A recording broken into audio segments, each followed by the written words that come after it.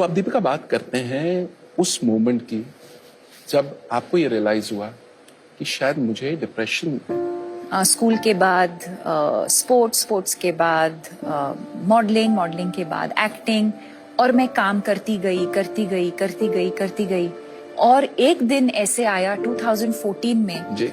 जब एक दिन मैं बेहोश हो गई और कुछ दिनों के बाद रियलाइज हुआ कि मुझे डिप्रेशन हुआ था।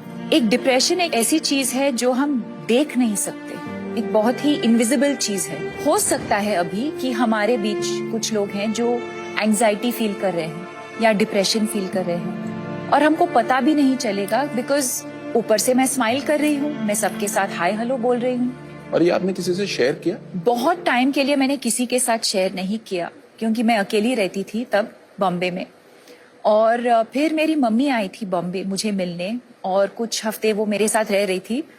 और जिस दिन वो लोग जा रहे थे वापस बैंगलोर तो मैं रोने लगी। तो उन्होंने कहा क्या हुआ, किसी ने कुछ कहा, कुछ काम पे कुछ हुआ?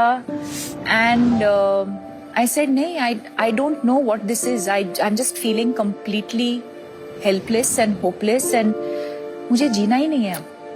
तो I was very lucky in that moment that my mother realised और उन्होंने कहा कि एक साइकोलॉजिस्ट को फोन करते हैं। हमारे देश में बहुत स्टिग्मा होता था मेंटल इलनेस को लेकर। मुझे कैसे हो सकता है, कि मुझे कैसे हो सकता है, या अगर मुझे हुआ भी है तो हम किसी को बताएंगे नहीं। जैसे ही मैं बात करने लगी इस इलनेस के बारे में, I started feeling so free, so light.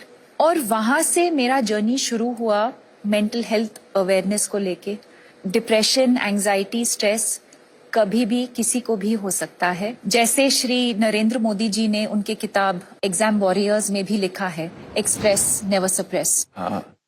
It really takes off a lot of weight off your shoulders and when you are preparing for exams in particular you start feeling better. You feel like अच्छा अब मैं exam पे मैं focus कर सकती हूँ क्योंकि मेरा जो इशू है मैं उसके बारे में मैंने बात किया है। And you are able to just focus and live a healthier better life.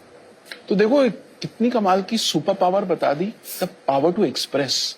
और उसका नतीजा क्या हुआ, एक ऐसी फाउंडेशन शुरू हो गई जिसके 10 साल हो गए। और in fact we have a very special video. Deepika, हम चाहते हैं वो वीडियो हम प्ले करें। Okay. Celebrating 10 years of your foundation. The reason why I chose to speak up, I think, is because if in doing so, if I can impact even one life or save that one person from taking their life because they're so down and out, I think we've achieved what we wanted to.